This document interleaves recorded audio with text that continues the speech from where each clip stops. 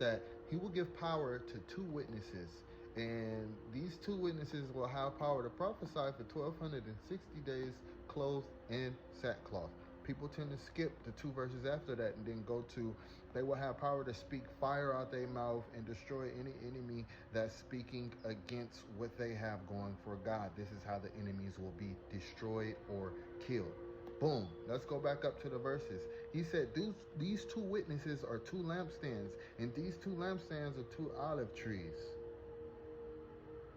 These two olive trees will have power to stand up against the Lord of the earth. What is an olive tree? A olive tree is the Lord Jesus Christ. You are a branch. And how he describes that we are branches, he says, you are a branch once grafted on a wild olive tree. Your branch was broken off and grafted onto a cultivated olive tree. The wild olive tree represents the world, the tree of knowledge of good and evil, everything that comes with it. The grafted tree represents Jesus Christ and his promise, not the Old Testament 10 Commandments, Old Covenant. Remember this. So with that being stated, we are grafted on to the new olive tree. Now you got two olive trees. So what is this for?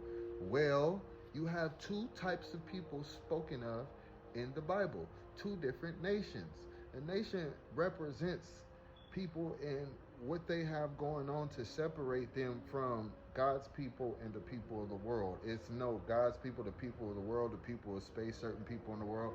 No, it's just two. So the division represents the Jewish nation that used to worship God through the law of Moses. And then you got the Gentiles that used to worship many gods. So, monotheistic and polytheistic. Jesus said, I'm grafting everyone on to my new covenant because Jesus fulfilled everything once he walked this earth and died on the cross. That created a new covenant. How is that created? It states in Hebrews, the death of a testator creates a new testament. Blood represents life.